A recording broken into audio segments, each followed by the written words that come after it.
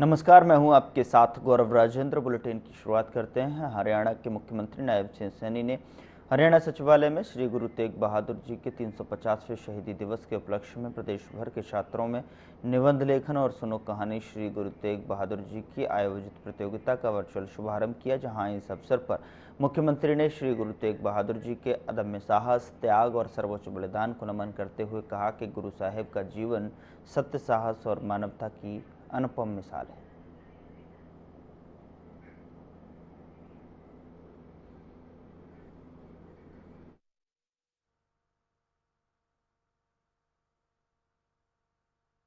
आज जब श्री गुरु साहिब पर हम निबंध लिखेंगे, कहानियाँ सुनेंगे और सुनाएंगे, तो आप एक प्रेरणा को अपने भीतर उजागर भी करेंगे।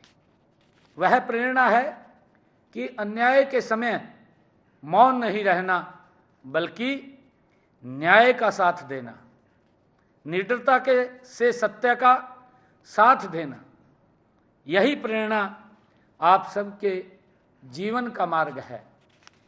प्रिय विद्यार्थियों, छात्र जीवन वही काल है जब व्यक्ति के विचार और व्यक्तित्व की नींव रखी जाती है। यदि आप श्री गुरु तेग बहादुर जी के जीवन से सत्य, साहस और सेवा की भावना को अपने जीवन में, अपने जीवन का हिस्सा बना लें, तो भविष्य में आप न केवल सफल व्यक्ति बनेंगे, बल्कि समाज के सच्चे पथ प्रदर्शक भी आप बनेंगे। यह प्रतियोगिता आप सबको इस चिंतन करने का अवसर देती है कि सच्चा धर्म केवल पूजा पाठ नहीं, बल्कि दूसरों के दुख को समझने और सत्य के पक्ष में खड़े होने में है।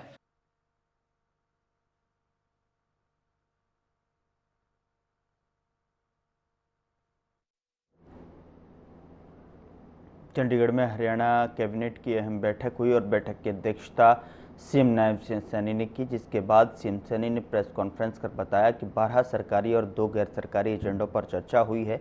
इनमें सिख दंगा पीड़ितों के परिवार के सदस्य को नौकरी समेत दूसरे मुद्दे शामिल थे।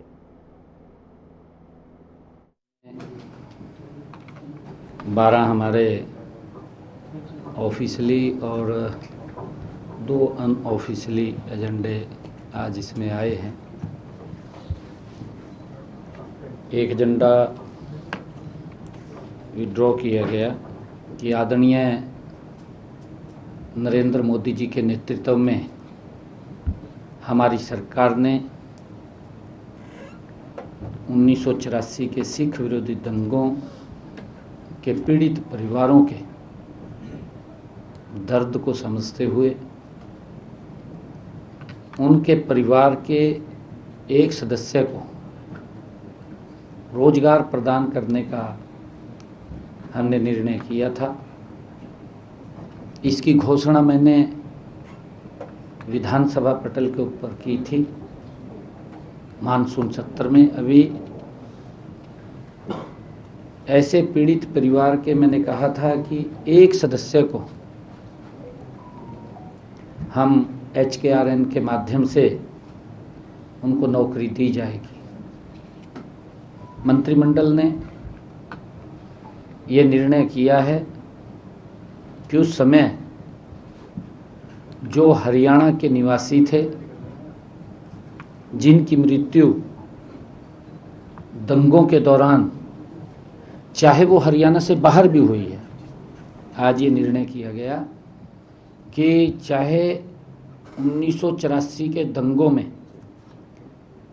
कोई व्यक्ति अगर हरियाणा से बाहर भी था और वहाँ पर उसकी मृत्यु हो गई, तो उनके आश्रितों को भी नौकरी दी जाएगी। इसको जो हमने कहा है कि HKRN के माध्यम से उनको 58 वर्ष तक कोई नहीं हटा पाएगा। स्वामित्व योजना और ड्रोन जो आबादी देय क्षेत्रों में कब्जा धारकों को स्वामित्व अधिकार पत्र और ड्रोन आधारित सर्वेक्षणों के परिणामों को कानूनी आधार प्रदान करने का निर्णय भी किया है। इस संबंध में आज बैठक में एक अध्यादेश को मंजूरी दी गई है। इससे आबादी देय क्षेत्रों में कब्जा धारकों को ड्रोन सर्वे और प्रॉपर्टी कार्ड के आधार पर स्वामित्व अधिकार प्रदान होंगे और इस पूरी प्रक्रिया को कानूनी मान्यता भी प्रदान होगी। टीचर्स ट्रांसफर पॉलिसी 2025 को भी मंजूरी दी गई है, जिसके तहत पॉलिसी का सरलीकरण भी किया गया है। नई पॉलिसी के तहत जोनिंग का कंसेप्ट हटा दिया गया है। पहले जोन थे, वो जोन का कंसेप्ट वो हटा दिया गया है, जिससे शिक्षक सीधे ही कोई भी स्कूल चुन सकते हैं। 1984 सिख दंगा आश्रितों को नौकरी। हरियाणा कैबिनेट में ये महत्वपूर्ण फैसले लिए गए हैं, जो कि ग्राफिक्स के माध्यम से आपकी स्क्रीन पर हैं, जहां पर 1984 दंगों में पीड़ितों को जो है एक सदस्य को HKRN के जरिए नौकरी दी जाएगी। और उन्होंने कहा कि 58 साल तक कोई हटा नहीं पाएगा। और सीएम सैनी ने इसकी खुद जानकारी प्रेस कॉन्फ्रेंस कर दी, जिसके कुछ महत्वपूर्ण पहलू हमने आपको सुनवाए, जहां पर हरियाणा कैबिनेट के महत्वपूर्ण फैसले में टीचर्स ट्रांसफ़र पॉलिसी 2025 को भी मंजूरी दी गई है। और ये कुछ महत्वपूर्ण फैसले हैं जो कि कैबिनेट की बैठक में लिए गए। फैक्ट्री एक्ट में संशोधन को भी मंजूरी यहाँ पर दे दी गई है, हरी झंडी इसको दिखा दी गई है। और साथ ही उद्योगों में महिला की जो भागीदारी है वो बढ़ेगी। ये सुनिश्चित करने के लिए, महिलाओं की भागीदारी बढ़ाने की सुनिश्चित करने के लिए महत्वपूर्ण पहलुओं पर जो है हरी झंडी दिखाई गई है। स्वामित्व योजना के तहत कानूनी मान्यता और टीचर ट्रांसफ़र पॉलिसी 2025 को मंजूरी दे दी गई है।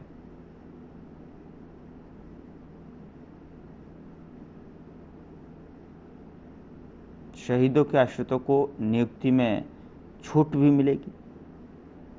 ये कुछ महत्वपूर्ण पहलू हैं, महत्वपूर्ण बिंदु हैं, जिनकी कैबिनेट में बैठक कर जो है मंत्रणा कर जो है उनकी हरी झंडी दिखाई गई है, मोहर लगाई गई है। इन फैसलों पर दुकान वाणिज्य संशोधन विधेयक को मंजूर किया गया है और शामलात भूमि मेमो में संशोधन के लिए भी जो है मंजूर किया गया है। उधर मुख्यमंत्री नायब सिंह सैनी ने सोमवार को हरियाणा निवास चंडीगढ़ में आयोजित प्रेस वार्ता को संबोधित करते हुए बताया कि 25 नवंबर को कुरुक्षेत्र में हिंद की चादर श्री गुरु तेग बहादुर जी के 350वें शहीदी दिवस पर होने वाले राज्य स्तरीय कार्यक्रमों में प्रधानमंत्री नरेंद्र मोदी शिरकत करेंगे।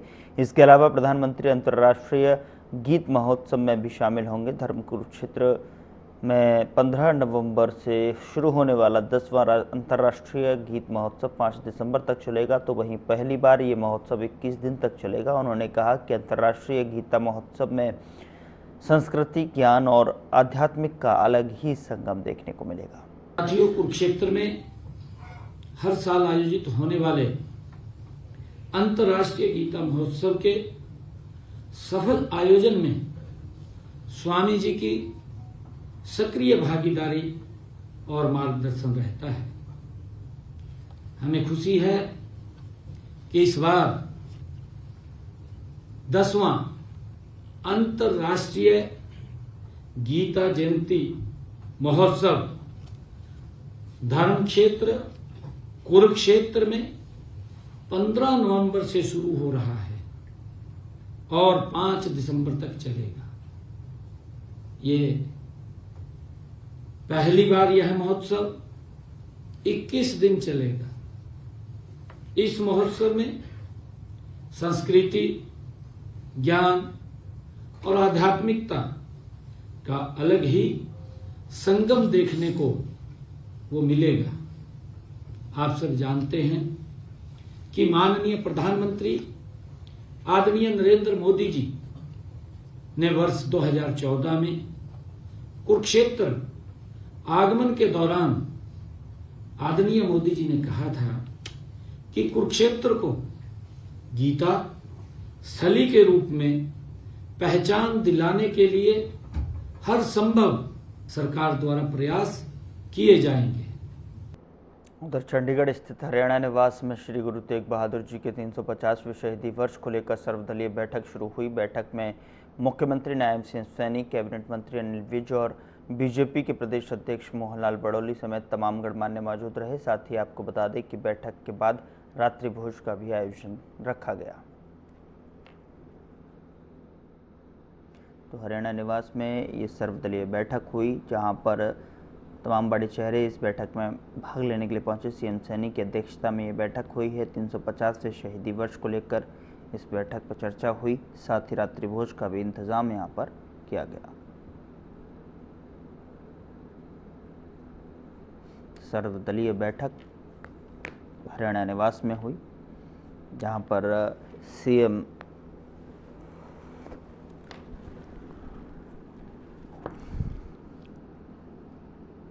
सैनी की अध्यक्षता में ये बैठक हुई है। 350वें शहीदी वर्ष को लेकर इस बैठक में मंत्रणा हुई है और सर्वदलीय बैठक थी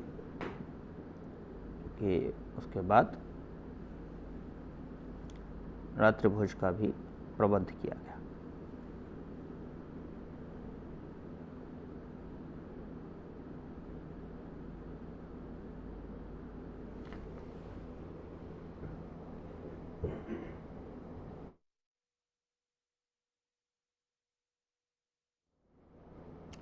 उधर यमुनानगर के बीजेपी जिला अध्यक्ष राजेश सप्रा की बेटी की शादी में हरियाणा के मुख्यमंत्री नायब सिंह सैनी पहुंचे। मुख्यमंत्री ने शादी समारोह में पहुंचकर दूल्हा दुल्हन को परिजनों को शुभकामनाएं दी। यह कार्यक्रम पूरी तरह निजी था और इसीलिए जो है सीएम ने मीडिया से दूरी बनाए रखी। स्थानीय नेताओं के अनुसार शादी समारोह में किसी भी राजनीतिक चर्चा या बयान की अनुमति नहीं थी। मुख्यमंत्री सैनी करीब 2 घंटे तक कार्यक्रम में मौजूद रहे और बाद में हेलीकॉप्टर से चंडीगढ़ के लिए रवाना हो गए। पूरे समारोह के दौरान सुरक्षा के कड़े इंतजाम और बीजेपी के कई स्थानीय नेता भी समारोह में शामिल हुए।